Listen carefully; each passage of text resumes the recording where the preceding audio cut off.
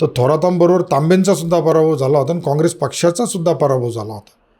नक्कीच आता महानगरपालिकेची म्हणजे ही नगरपालिकेची निवडणूक लागली, एकंदरीतच ज्या काही गोष्टी खरं तर तुम्हाला आमदार म्हणून नगरपालिकेच्या अनुषंगाने करता येत नाही, ते आता पुढे जर ह्या निवडणूक तुमच्या हाती लागली तर या सगळ्या गोष्टी करता येतील.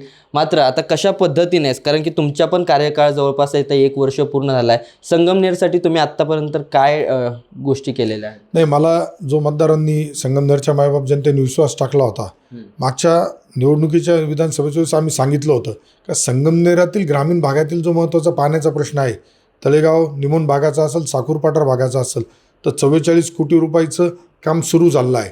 100 कोटी रुपयाचं सर्वेक्षणाअंती त्याचं 100 कोटी रुपयाचं जे बनलं आहे ते सुद्धा काम सुरू होणार आहे.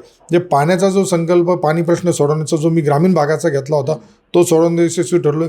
ग्रामीण भागामध्ये तरुणांसाठी रोजगाराची संधी पाहिजे होती, त्यासाठी MIDC सुद्धा आपण मंजूर करून घेतो. लवकरच त्याचं नोटिफिकेशनसुद्धा निघतं आहे.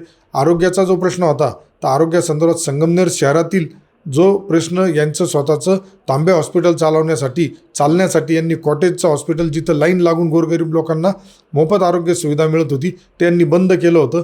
ते कॉटेज हॉस्पिटल मी महिला आणि बालकांसाठी 100 बेडचं सुद्धा मंजूर करून